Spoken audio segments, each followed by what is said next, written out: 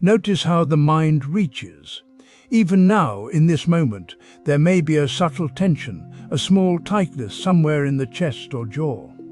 The mind is trying to arrange things, trying to make the day go a certain way, trying to hold feelings at a distance or pull certain outcomes closer. This reaching happens so quietly we barely notice it. But the body knows, the breath knows, you can feel it in the quality of your breathing.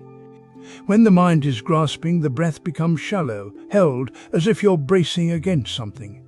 The shoulders rise slightly, the belly tightens. All of this happens beneath the surface of thought, in the body's ancient response to a world it believes it must control. Think of a river for a moment.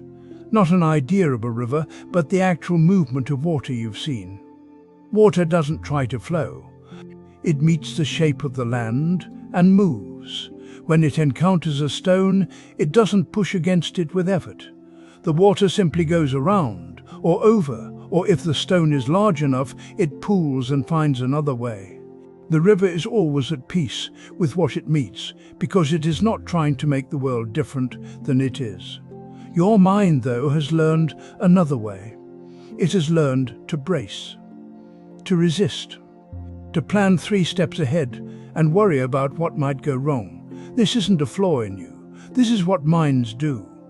They evolved to solve problems, to predict, to protect. But somewhere along the way, the mind began to treat everything as a problem, even the things that are simply happening. The sound of traffic, the feeling of tiredness, the fact that someone didn't respond to your message. The mind reaches for these experiences and tries to rearrange them. You can notice this right now. Bring your attention to your breath just for a moment. Don't change it, just feel it. Notice where the air touches as it enters. Notice the slight pause between breaths. And notice very gently if there's any effort in your awareness. Are you trying to breathe correctly? Are you checking to see if you're doing this right? Even in something as simple as breathing, the habit of control can appear. This habit runs deep. You've been taught that peace comes from getting things right, from making the right choices, having the right thoughts, creating the right circumstances. And so you spend your days trying to control the uncontrollable. You try to control how you feel, how others perceive you, whether the day goes smoothly, whether your mind stays calm. But here's what the Buddha observed, sitting beneath that tree 26 centuries ago.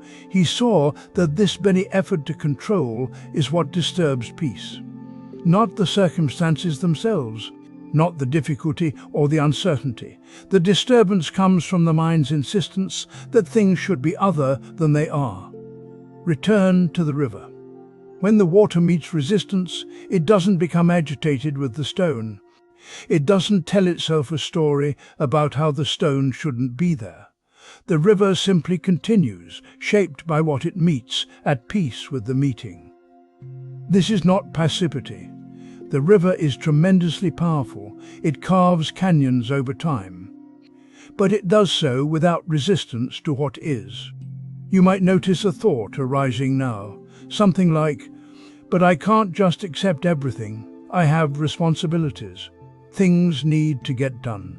This is the mind doing what it does, protecting you from what it fears. And that's okay. You don't need to push that thought away. You can simply notice it. Notice how it feels in the body. Notice the small contraction that comes with it. Acceptance, in the way the Buddha taught it, is not about becoming passive. It's not about letting harm continue or abandoning your values. It's something much simpler and much more immediate. It's about meeting this moment, exactly as it is, without the overlay of resistance. It's about feeling the tiredness without the story that you shouldn't be tired. Hearing the noise without the complaint that it should be quiet. Noticing the worry without the demand that you should feel differently. This is where peace lives, not in the controlled life, but in the undefended moment. Let your attention rest now on the sounds around you. Don't search for them. Let them come to you. Traffic, voices, the hum of a machine, silence, whatever is here. Notice that the sounds simply arise. They don't ask permission. They don't wait for you to be ready. And notice that you don't have to do anything with them. You don't have to like them or push them away. They're just sounds, touching awareness, like the river touching stone. This is the beginning of the practice, not controlling what arises, but meeting it. Learning to rest in the middle of experience without bracing against it. There is a kind of tightness we carry without naming it. It shows up in the jaw, in the shoulders, in the breath held just a little too long. It arrives when we want something to be different than it is, when we push against what is happening, when we grip. You can feel it now if you look. Maybe it is in how you want this moment to feel calmer than it does, or in how you wish someone had said something else yesterday, or in the small, constant effort to keep your life arranged in a particular way. The tightness is not always loud. Sometimes it hums beneath everything, so familiar you forget it is there. The Buddha spoke simply about this. He said that suffering arises from clinging to what we want and pushing away what we do not want. Not suffering in the sense of tragedy, though that too, but the everyday fiction, the low hum of dissatisfaction, the sense that something is always slightly off, and if you could just adjust it, fix it, control it, then peace would come. But peace does not come that way. Think of a hand holding sand. If you hold it gently, the sand rests in your palm. You can feel its weight, its texture. But if you squeeze, if you try to hold it tightly, the grains slip through your fingers. The harder you grip, the more you lose. The effort itself becomes the problem. This is what happens with craving, with wanting things to be other than they are. The tighter we hold, the more slips away. The more we force, the more tension we carry. And we do not always notice we are doing it. The squeezing becomes automatic. The effort becomes background noise. You might be doing it right now, wanting this chapter to give you something, wanting your mind to be quieter, wanting to feel different. Or maybe it is something else, a conversation you wish had gone another way, a feeling you are trying not to feel, a plan that is not unfolding as you hoped. The mind moves toward control so quickly.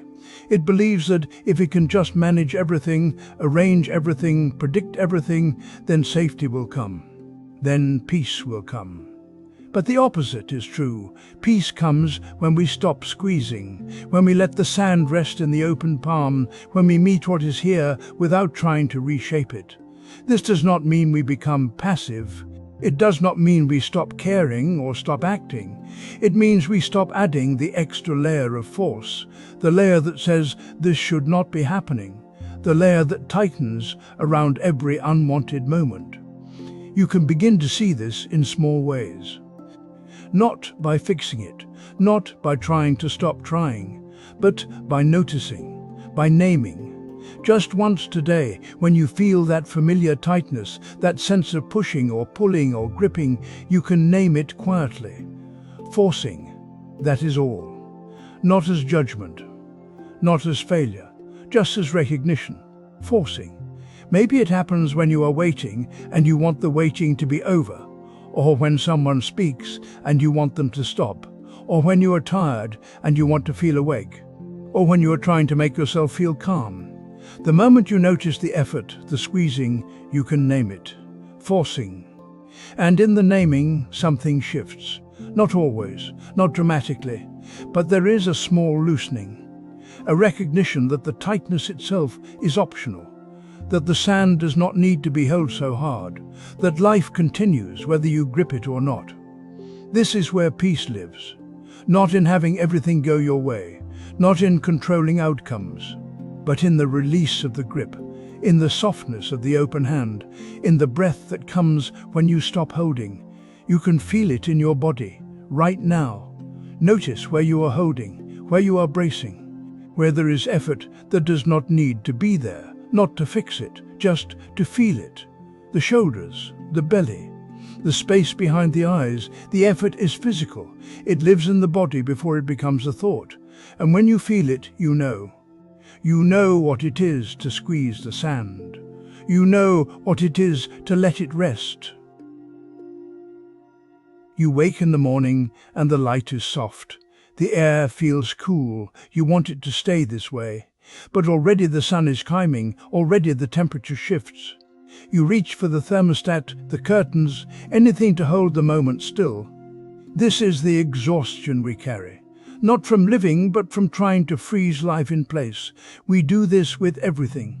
A good mood arrives and we grip it, afraid it will leave. A conversation goes well and we replay it, wanting to keep its warmth.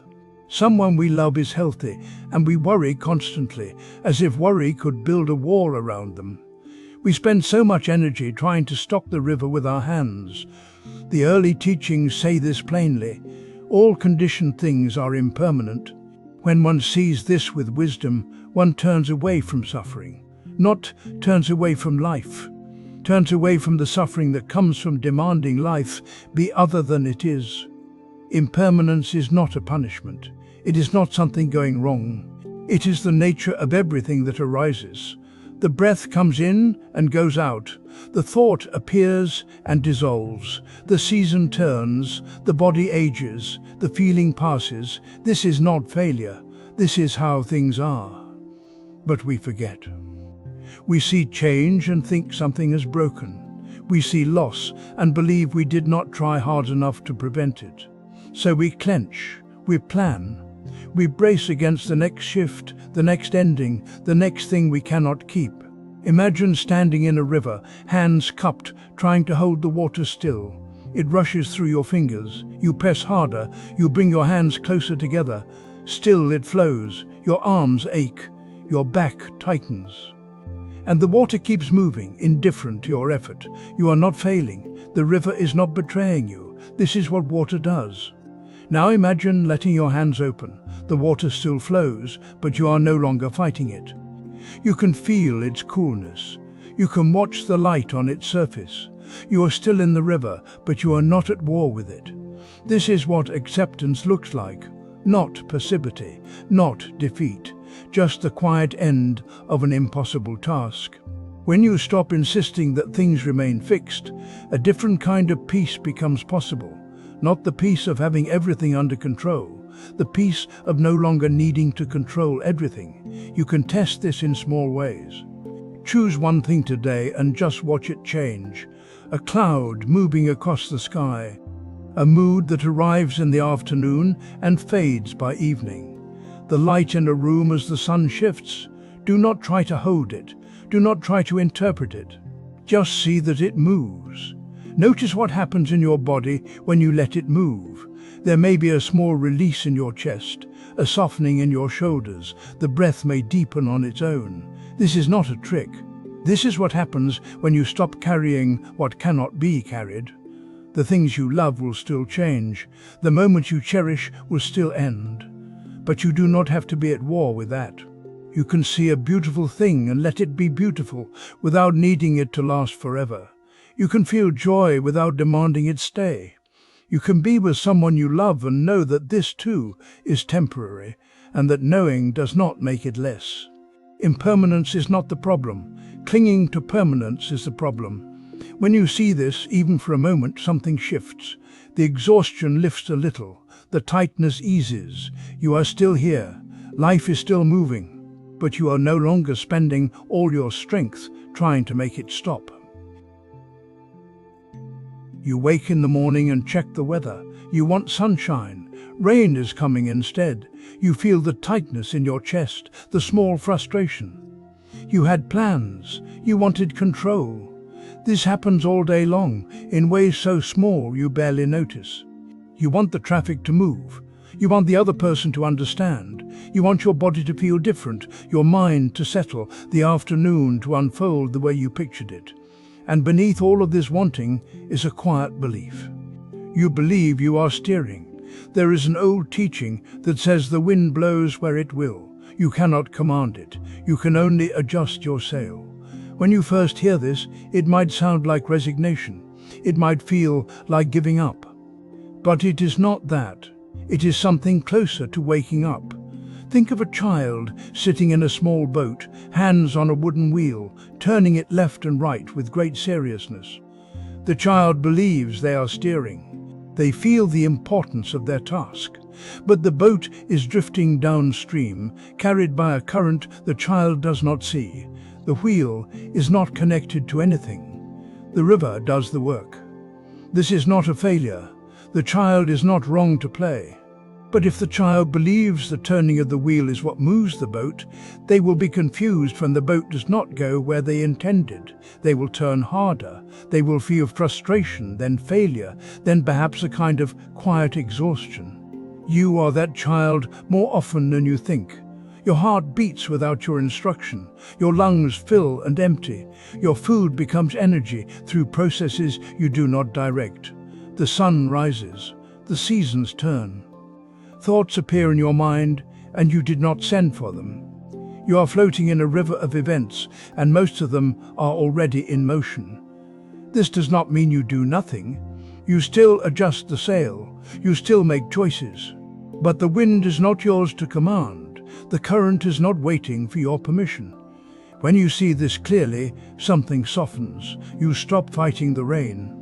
You stop demanding that your breath be different, that your thoughts obey, that the world arrange itself according to your preferences. You notice what is already happening. You feel the wind on your face and you adjust. This is where peace lives. Not in getting what you want, not in perfecting your control, but in seeing clearly what is yours to do and what is not. The practice is very simple. Today, find one thing that is happening without your effort. It might be your breath. You are not breathing yourself. Breathing is happening. You can notice it. You can feel the coolness at your nostrils, the rise of your chest, the pause between breaths. But you are not doing it. It is already being done. Or notice digestion. You ate something hours ago, and now your body is quietly turning it into life. You are not managing this. You are not in the control room directing enzymes and cells. It is happening. Or step outside and notice the weather, the temperature, the light, the movement of air. None of this is waiting for your approval. It is simply occurring. When you find one of these things, stay with it for a moment. Do not analyze it. Do not try to make it mean something. Just notice. Just feel what it is like to be in the presence of something that moves without you. You may feel relief. You may feel a strange kind of rest. This is the beginning of letting the river carry you. You are not in charge of as much as you think. And that is not a problem. That is the way things have always been. The child can let go of the wheel. The boat will still move. The current knows where it is going. You wake with your jaw already tight. Or maybe you notice halfway through the morning that your shoulders have been drawn up toward your ears for hours. The body has been working without you. This is not unusual. Most of us carry tension we did not choose and do not remember starting. It becomes the background hum. We only notice it when it aches or when someone tells us to relax and we realize we have forgotten how. Control does not always announce itself with a thought. It shows up first as grip, as holding. The body tightens around what it thinks it must manage, and the mind follows later with reasons and plans. There is a teaching in the early tradition that the body is the first teacher. It holds what the mind has not yet seen. This is not metaphor. The body registers the world before language catches up. A sound in the night and your chest tightens. A difficult conversation ahead and your belly clenches. The body knows before you do, and it remembers. Long after a situation has passed, the shape of it stays. You might have resolved the argument, finished the task, left the room, but the shoulders are still braced, the breath is still shallow, the fist is still closed. Imagine holding your hand in a fist, not for a moment, but for hours, for days. After a while, you stop noticing. The muscles adapt. The tension becomes normal. You might even forget that your hand was ever open. This is what happens in the body when we try to control what we cannot hold. We clench around it, we brace against it. And after enough time, we do not feel the tension anymore. We only feel the ache. Peace does not come from managing the world more skillfully. It comes from noticing where we are already holding and learning to let go. This is not about deciding to relax. You cannot think your way into softness, but you can notice. You can bring attention to the places where the body has been working without rest. Right now, wherever you are, you can begin. You do not need to be still. You do not need to be alone. You only need a moment of attention. Scan your body gently. Start with your face. Is your jaw tight? Are your teeth touching? Move to your neck and shoulders. Are they drawn up, braced, holding something invisible? Drop down into your chest.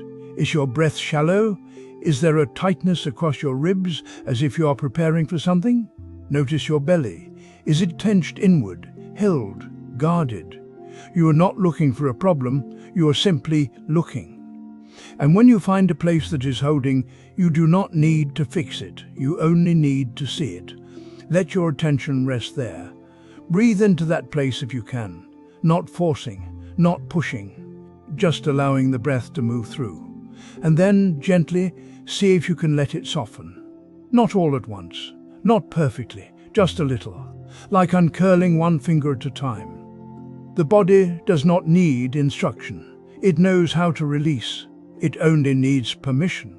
You might notice that when one area softens, another reveals itself. This is natural. You have been holding in layers. But you do not need to address them all at once. One place is enough. When you let the jaw unclench, the breath deepens. When you drop the shoulders, the chest opens. The body is connected. One release invites another. This is not a technique for later. This is the practice. Right now, in this moment, wherever tension has gathered, you can meet it with attention instead of control. And in that meeting, something shifts. Not because you have solved anything, but because you have stopped adding to the grip. The world will still ask things of you. There will still be uncertainty, still be things you cannot manage, but you do not have to carry them in your shoulders. You do not have to clench around them. You can notice, you can soften, you can return to the body again and again, and find where peace has been waiting beneath the hold. You notice something uncomfortable. Maybe it is a tightness in your chest. Maybe it is a conversation that did not go the way you wanted. Maybe it is the weather, or the traffic, or the way someone looked at you this morning. And immediately, something in you says no. Not this. Not now. This should not be happening. You feel the push inside, the wish for it to be different, the argument with what is already here. This is aversion. It is one of the most natural movements of the mind.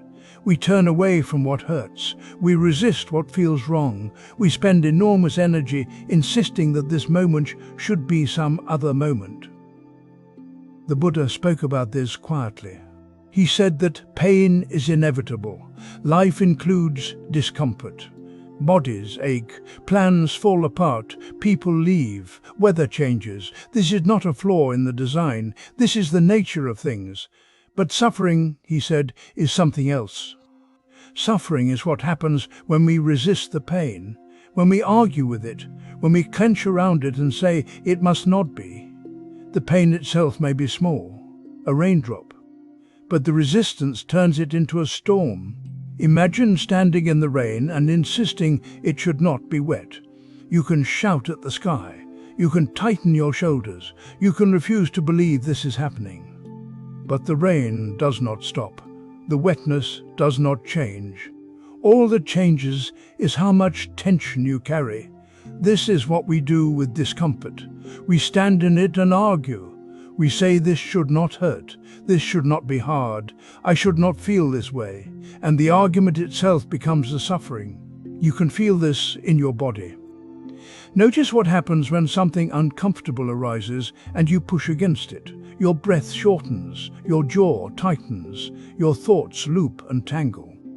The discomfort is still there, but now there is also the exhausting work of resisting it. Acceptance does not mean you like what is happening. It does not mean you approve. It does not mean you stop caring or stop trying to change what can be changed. Acceptance means you stop arguing with what is already here. You let the rain be wet. This is not passive, it is the opposite. It takes clarity to see what is actually present. It takes courage to stop the inner fight. It takes strength to say quietly, "This is here." When something uncomfortable arises today, you can try this. Pause. Feel where it lives in your body. Notice the tightness, the heat, the pull, and then, without trying to fix it or push it away, say quietly to yourself, "This is here." Not "I like this," not "this is fine," just "this is here." You are not agreeing with it. You are simply naming what is true in this moment. The discomfort may not disappear, but something else might shift. The argument stops, the clenching softens. You are no longer spending energy insisting the rain should be dry. You are standing in what is without the extra layer of refusal. This is where peace lives, not in the absence of discomfort, but in the end of the fight against it. This is here. There is a kind of tiredness that comes not from doing too much, but from never stopping at all. You finish one task and the mind is already reaching for the next. You answer a question and immediately ask another. You exhale and tighten, preparing for the next breath as if it might not come on its own. This is not the tiredness of effort, it is the tiredness of control. You may notice it in small ways. The way your shoulders stay lifted even when you sit down. The way your mind fills silence with plans or worries before the silence has even settled. The way rest itself becomes another task to manage, another thing to get right. There is an old teaching in Zen that points to something easily overlooked. In the pause between breaths, nothing needs to be done. The inhale arrives, the exhale releases. And then, for just a moment, there is a gap. A small rest. The body knows this. It does not rush to the next breath. It waits, quiet, until breathing begins again on its own. But the mind often does not wait. It fills that gap. It thinks ahead. It tenses in preparation. It treats the pause as empty space that must be occupied. Think of music for a moment. Not the notes themselves, but the space between them. A melody is not only sound, it is also silence. Without the pauses, the rests, the brief moments where nothing is played, there would be no music at all, only noise. Only a wall of sound, with no shape, no breath, no room to land. The silence is not a mistake. It is not wasted time. It is what allows the note to mean something. Your breath has this same quality. The pause after the exhale is not emptiness waiting to be filled. It is rest. It is the space that allows the next breath to arrive naturally without force. You can feel this if you sit quietly for a moment. Let your body settle where it is. Let your breath move as it already does without changing it. And then just notice. Notice the inhale. Notice the exhale. And notice what happens after.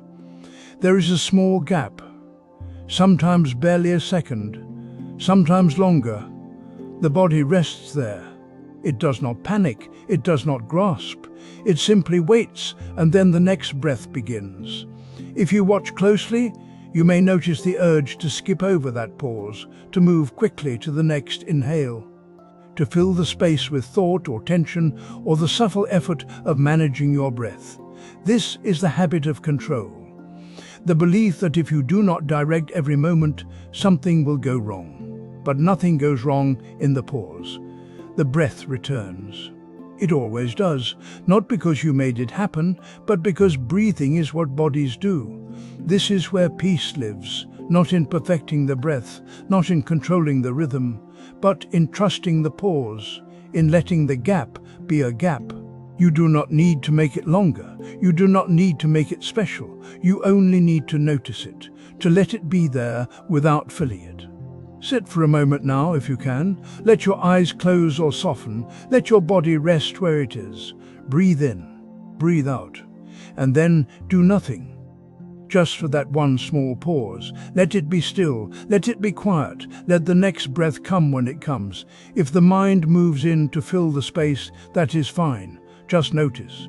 And then, with the next exhale, try again. One pause, one gap, one moment of not adding anything. This is not a technique to master, it is simply a return, a small rest in the middle of all the doing. A reminder that you do not have to fill every space, that peace is not something you create. It is what remains when you stop trying to control what is already whole. Breathe out and rest.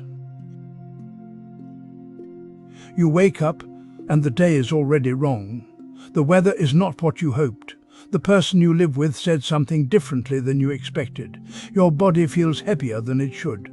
And underneath all of this is a quiet hum of resistance, a feeling that the world is slightly out of place. This is the burden we carry, not the weight of what is happening, but the weight of what we believe should be happening instead. We walk through our days holding an invisible blueprint. This is how my partner should speak to me. This is how my work should unfold. This is how my mind should feel by now. And when life does not match the blueprint, we feel the friction. We feel tired, not from living but from arguing with life as it appears. There is an old teaching that points to this gently. Let go of the world you imagined so you can see the world that is. Not because imagination is wrong, not because hoping is foolish, but because clinging to how things ought to be keeps us from meeting how things are.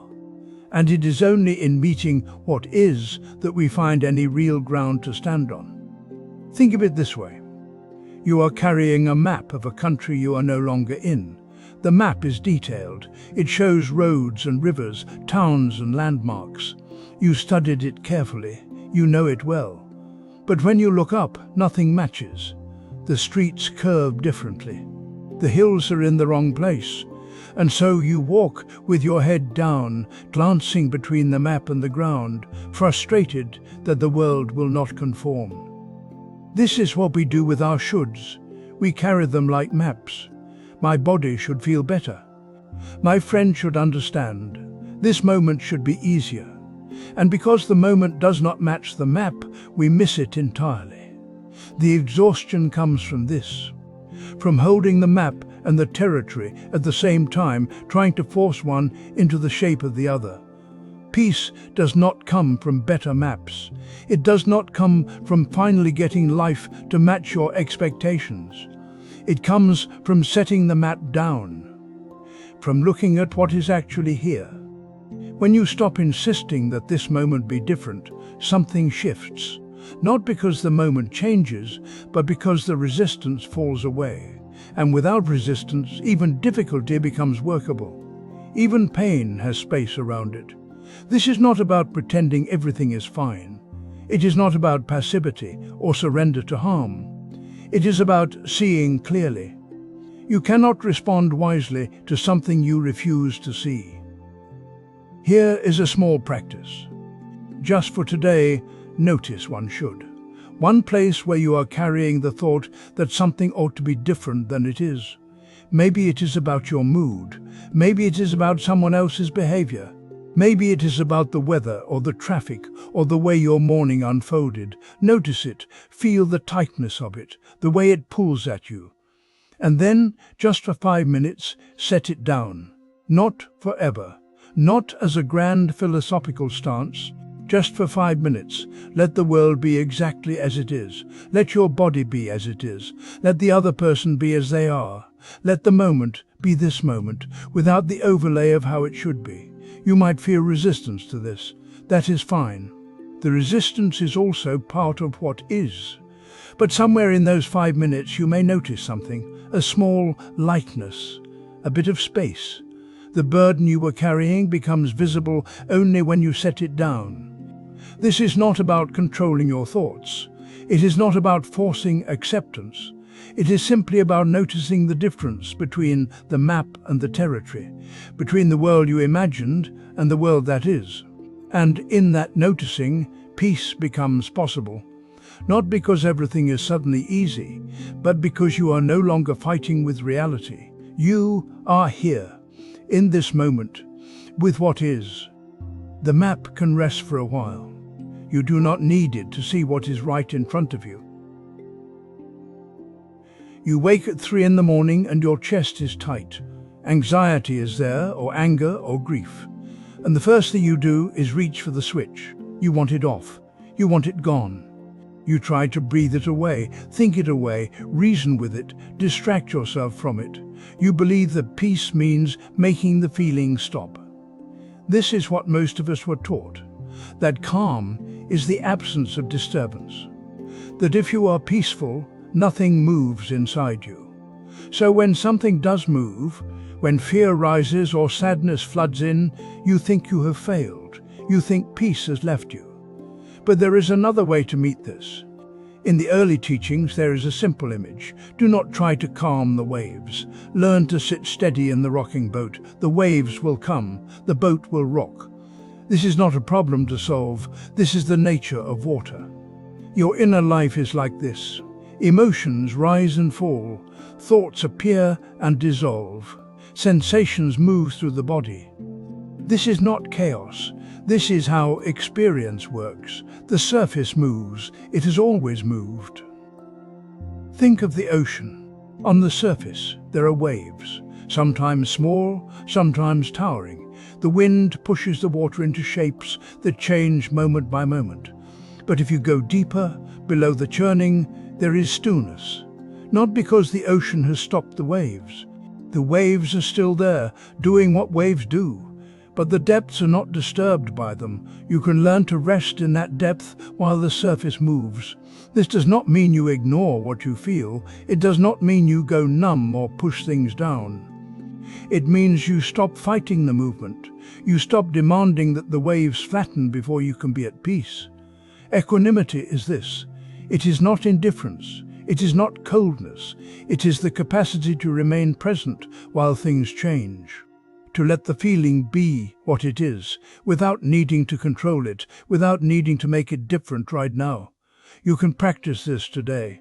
Choose one difficult emotion, not the hardest one, not the one that feels too big. Just one that is here, or one that comes up often. Maybe it is irritation, maybe it is sadness, maybe it is restlessness. When it arises, do not reach for the switch. Do not try to fix it or solve it or make it go away. Just notice it. Where is it in your body? Is it in your throat, your chest, your belly? Is it hot or cold? Does it pulse or does it sit heavy? You do not need to name it perfectly. You do not need to understand why it is here. You are just watching it, the way you would watch a cloud move across the sky. Stay with it. Breathe. Let it be exactly as large as it is. Let it be exactly as uncomfortable as it is. You are not trying to make it smaller. You are not trying to make it grow. You are just sitting in the rocking boat while the wave moves under you. And then, if you stay, something happens. The feeling shifts, not because you pushed it, not because you controlled it, but because all feelings move. They rise, they peak, they fade. This is their nature. You might notice the tightness in your chest softens slightly. You might notice the thought that was looping begins to quiet. You might notice that the feeling is still there, but you are not as tangled in it. There is you, and there is the feeling, and there is a little space between. This is not a trick. This is not a technique to make feelings disappear faster. This is you learning to sit steady. This is you learning that peace does not require a flat ocean. Peace is the depth that remains even when the surface churns. You do not have to be good at this. You do not have to do it perfectly. You are just practicing one time, with one feeling, and noticing what happens when you stop trying to calm the waves. The feeling will pass. Not because you made it pass, because it was always going to pass, and you will have seen it. You will have been present for its movement. And that is enough. You wake in the middle of the night and your mind is already moving. There is a list forming, things you should have said, things you need to fix tomorrow. The body is tense and the breath is shallow, and somewhere beneath all of it is the feeling that if you could just think hard enough, you could solve it. You could get it all under control. This is not unusual. Most of us live with the quiet belief that we are the ones steering, that somewhere inside is a solid self who can manage the day, manage the feelings, manage the thoughts that arrive uninvited. And when things go wrong, we assume we have failed at the job of controlling. But the Buddha pointed to something else. He said to look closely, not to believe, but to see. And when you look closely at this moment, at the actual experience of trying to control, you will not find a controller. You will find only the process of controlling. This is not a riddle. It is an invitation to notice. Think of a car that drives itself. You sit in the driver's seat and your hands rest on the wheel, but the car is already moving. It steers, it brakes, it adjusts to the road, and still you search for the driver. You look in the seat, in the mirror, in the mechanics of the car itself, but there is no one there. There is only the driving. This is what happens when you try to control your mind. You feel the effort. You feel the tightness in the chest, the clenching of thought. You feel the intention to fix, to manage, to make things different. But when you look for the one who is doing it, the solid self who stands behind the effort, you find only more process. More movement, thoughts about controlling, feelings about controlling, the sense of being the one in charge, which is itself just another experience arising and passing. You do not need to believe this, you can test it. Sit quietly for a moment. Let the breath move as it moves, and then ask very gently, who is trying to control this moment? Do not answer right away. Do not reach for a concept or a name. Just ask and wait. Notice what happens. Notice if there is a feeling of someone there, a sense of being the one who decides. And then notice that this feeling is also just a sensation. It arises, it has texture, it shifts, it is not separate from the rest of experience. It is part of the stream. You might feel a kind of dissolving, not frightening but spacious. The effort to hold everything together loosens slightly. The breath deepens, the shoulders drop. Because when there is no fixed controller to defend, there is less to protect. This does not mean you stop functioning. You still make choices. You still respond to the world. But the choices are lighter.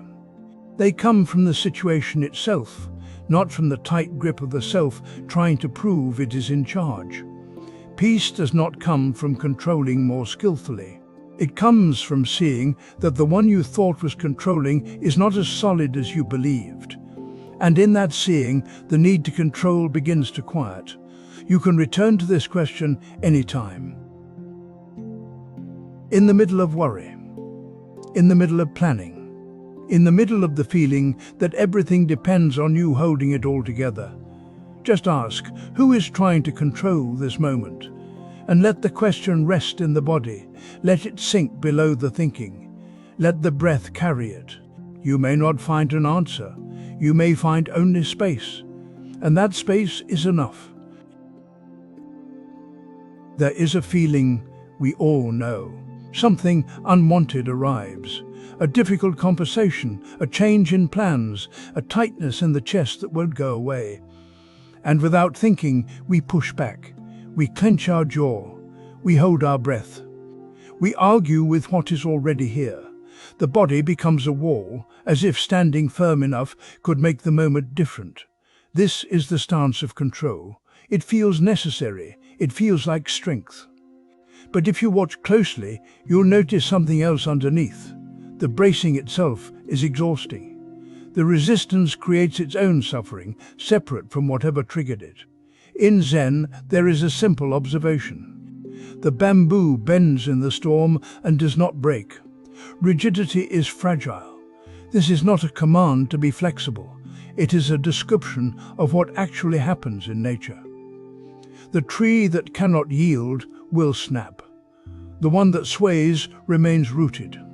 You can feel this in your own body. When you brace, the muscles tighten, the breath becomes shallow, the mind narrows around the problem, rehearsing arguments, building defenses. Everything hardens, and in that hardness there is no room to respond. You are locked in position, even as the wind continues to blow. Now imagine a tree in that same wind. Its branches move, its leaves turn and scatter. The trunk bends slightly, then returns. Nothing is lost. The tree does not collapse by allowing the storm to pass through it. It survives because it does not insist on being unmoved. This is not passivity. The tree is still rooted. It still draws water from the earth. But it does not meet force with force. It allows what is moving to move. You can bring this into your own life, not as a philosophy, but as a practice. When you feel yourself bracing today, when the shoulders rise, when the belly tightens, when you notice yourself pushing against something, pause, soften your belly, let it release, even slightly. Then let your weight drop into your feet. Feel the ground beneath you. You are not collapsing. You are allowing yourself to be held by what is already supporting you. This is a small thing. It takes only a breath. But in that moment, something shifts. The wall becomes a doorway. The opponent becomes weather. You are still here. The difficulty is still here. But the relationship changes. You may find that the thing you were resisting does not require as much effort as you thought. Or you may find that it does require effort, but a different kind, one that comes from flexibility rather than force. Either way, you are no longer spending energy on the bracing itself. This is where peace lives, not in the absence of storms, but in the willingness to sway. Not in controlling what arrives, but in meeting it without becoming rigid. The bamboo does not choose the wind, it only chooses not to snap. So when the next moment comes that asks you to resist, try this instead. Soften your belly, drop your weight into your feet, let yourself be the tree that bends. Just once. Just one moment of yielding instead of pushing back.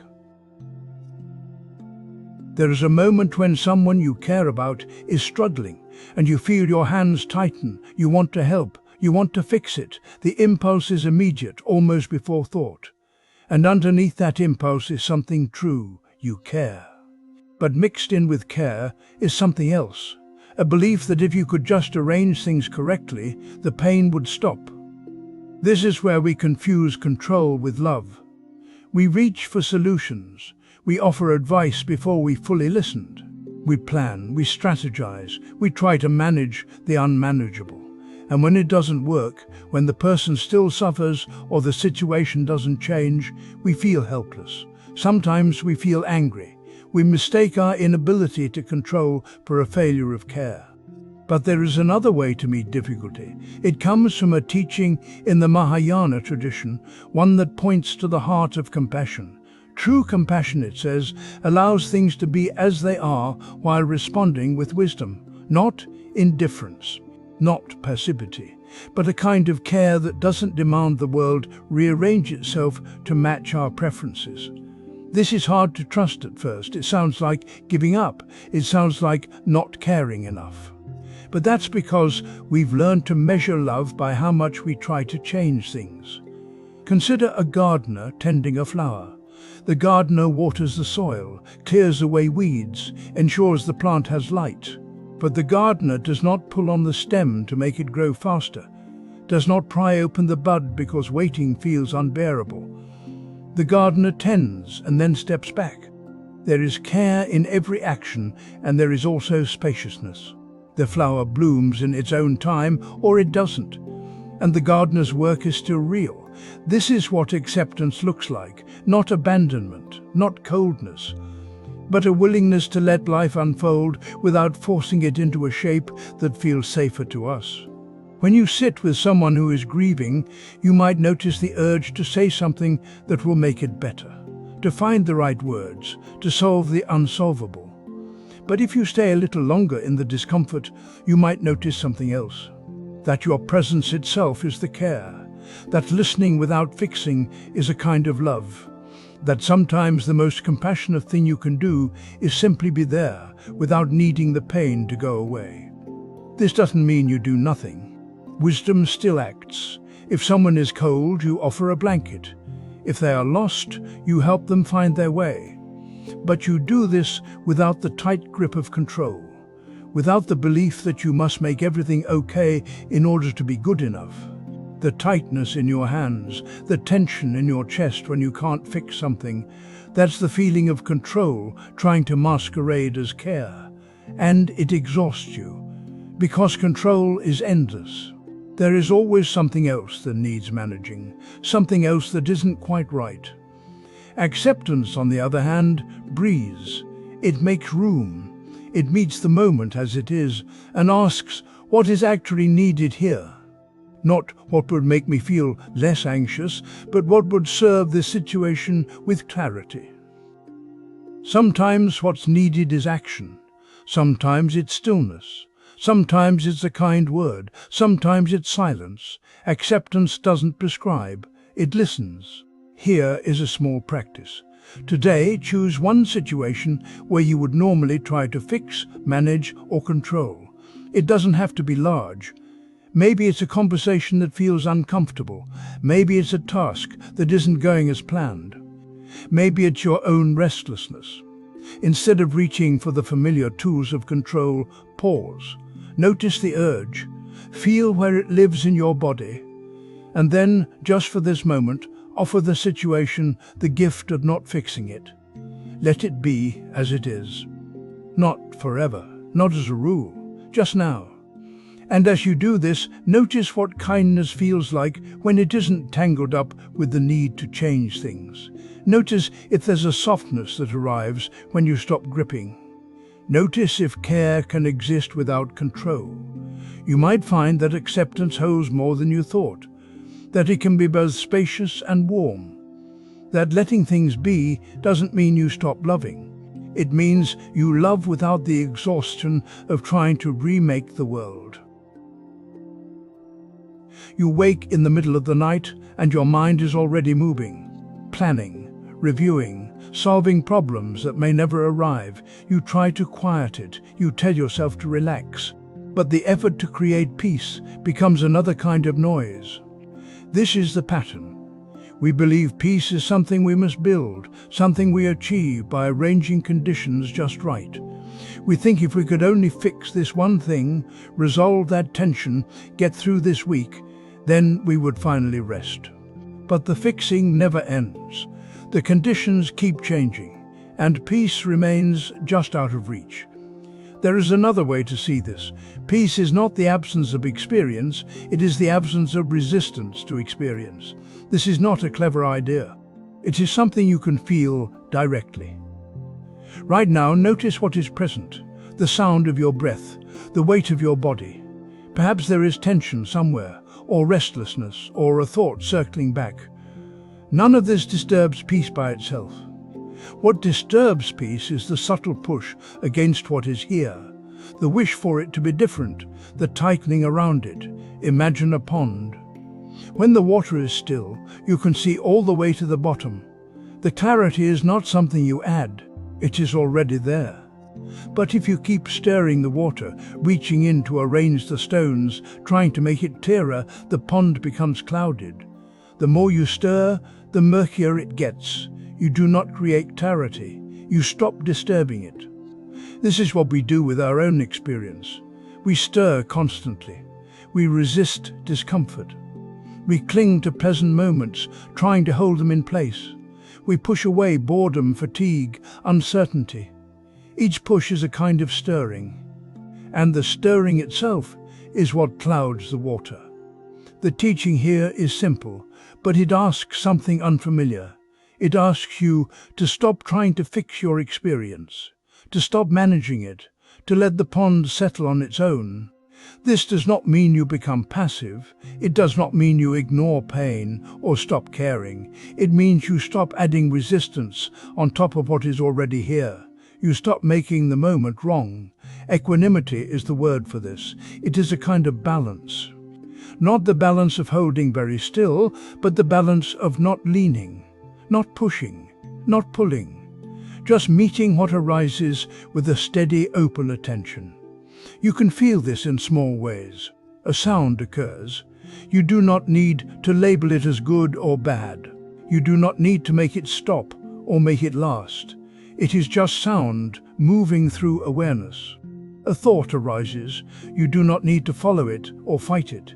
It is just a thought appearing and dissolving like breath. When you stop stirring, the water begins to clear. Here is a practice. It is very small. Sit for 5 minutes. You do not need a cushion or a quiet room. You do not need to be calm or ready. Just sit. And for these 5 minutes, do nothing but allow everything to be exactly as it is. This means you do not try to concentrate. You do not try to relax. You do not try to empty your mind or feel a certain way. You simply let whatever is happening happen. Sounds come and go. Sensations arise. Thoughts move through. You do not fix any of it. You do not improve any of it. You just let it be. At first, this may feel strange. The mind is used to managing. It wants to adjust, to control, to make progress. Notice that urge. Do not fight it. Just see it. And then return to allowing.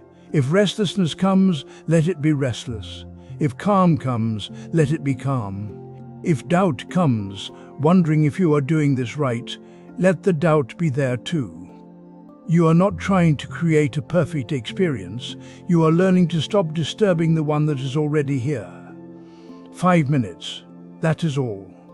What you may notice, if you do this, is that peace is not far away. It does not require special conditions. It is here, beneath the stirring. When you stop reaching for it, stop trying to make it happen, it reveals itself, not as an achievement, not as a reward, just as the natural clarity of a pond when the water is allowed to settle. The breath continues. It has been here the whole time, rising and falling without your instruction. The heart beats, the body rests or stirs. None of this waits for permission. You may have noticed, somewhere in this listening, a small shift. Not dramatic, just a softening around something you had been holding tightly. Perhaps it was a worry about tomorrow, or a conversation that did not go as planned, or the quiet ache of wanting things to be different than they are. And for a moment, without deciding to, you let it be. That is acceptance, not agreement, not defeat. Just the willingness to meet what is here without immediately pushing it away or pulling it closer. It is a kind of hospitality toward your own experience. Control asks the world to stop changing. Acceptance sees that change is already happening and chooses to move with it rather than against it. One exhausts, the other opens. This does not mean you stop caring. It does not mean you become passive or indifferent. You still act. You still choose. You still tend to what needs tending. But you do so from a different ground. Not from the belief that you can freeze the river, but from the understanding that you can learn to move through water. Impermanence is not a problem to solve. It is the nature of all conditioned things. Your thoughts, your feelings, your circumstances, even your resistance, all of it arises, persists for a time, and passes. When you stop fighting this truth, something in you relaxes. Not because everything becomes easy, but because you are no longer at war with the way things are. There is a tenderness in this, to see that everything is fragile, including you, and to meet that fragility without panic. To hold your own life lightly, not because it does not matter, but because clinging only creates more suffering. You have probably noticed this in small ways already. The relief that comes when you stop rehearsing an argument, the quiet that follows when you let someone else be wrong, the breath that deepens when you stop trying to manage every outcome. These are not signs of weakness. They are signs of wisdom. Peace does not come from getting everything right. It comes from releasing the belief that you must. It comes from trusting that you can meet what arrives, even if you do not know how yet. It comes from the simple, repeated practice of returning to the breath, to the body, to this moment and then this one. You do not need to be perfect at this. You will forget. You will tighten again. You will try to control what cannot be controlled. And when you notice, you can simply begin again. That is the practice. Not getting it right once and for all, but returning again and again to the possibility of ease. There is no finish line here, no final arrival, just the ongoing invitation to soften, to notice, to let be. And in that softening, a kind of peace that does not depend on circumstances. A peace that is available even in the midst of difficulty, because it is not built on things going your way.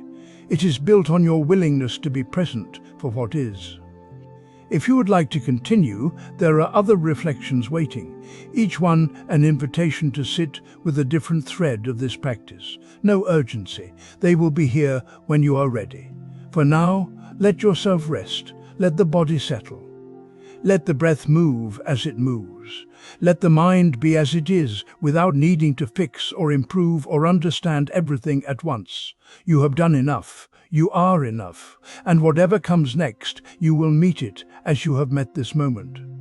With presence, with patience, with the quiet strength that comes from no longer needing the world to be other than it is. Thank you for listening. May you be at ease.